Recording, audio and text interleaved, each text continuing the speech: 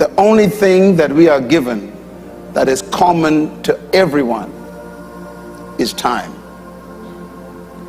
All of us are different heights, different weights, different colors, pigmentation, different economic strata, different families, from different ethnic backgrounds. We are from different cultures.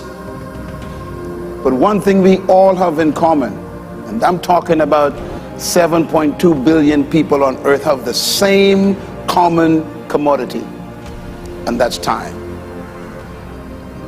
Why is that so important? Because of the next statement. That is, what you are and what you become depends on how you use your time. You and I have the same amount of time. The billionaire and the beggar both have 24 hours every day.